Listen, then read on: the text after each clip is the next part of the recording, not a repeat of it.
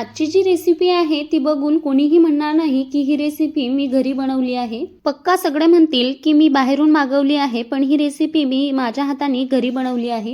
हे बनवण्यासाठी दूध, दही, साखर, तेल, मीठ, सोडा घालून ही छान मिक्स करून घेणार आहोत। त्यानंतर यामध्ये 1 कप मैदा घालून घेणार आहोत। मौसूद असं पीठ भिजवून घेऊ, त्याला तेल लावून साईडला ठेवून देऊ। इथे मी टमाटर, हिरवी मिरची, लसण, आल्याची पेस्ट तयार करून घेतली। कांदा आणि काजू छान उकडून घेतले।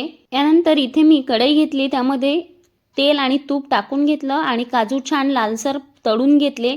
त्यानंतर यामध्ये आपण काही खडे मसाले घालणार आहोत। त्यासोबत कांदा घालून हे छान लालसर रंगावर परतून घेतलं। नंतर मीठ आणि हळद टाकून मिक्स केलं। तयार टोमॅटोची पेस्ट टाकून घेतली। त्यासोबत 2 चमचे धनेपूड, 1 चमचा लाल तिखट टाकून घेतलं, मिक्स करून घेतलं। त्यानंतर तयार काजू आणि कांद्याची पेस्ट टाकून घेतली। पेस्ट छान परतल्यानंतर त्यामध्ये तळलेले काजू, थोडंसं पाणी आणि क्रीम टाकून घेतली। आता हे मिक्स करून घेतलं, तेल सुटेपर्यंत परतून घेतलं। नंतर यामध्ये गरम मसाला, कोथिंबीर घालून घेतली। इथे गरमागरम आपला काजू करी बनून तयार आहे।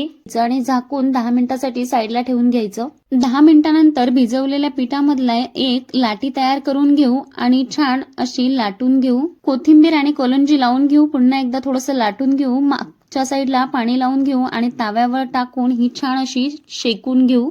तावा असा फिरवून फिरवून आलटून पालटून आपण हे छान शेकून घेणार आहोत। त्यानंतर यावर तूप किंवा बटर लावून घ्यायचं आहे। इथे आपली घरच्या घरी तवा नान बनून तयार आहे।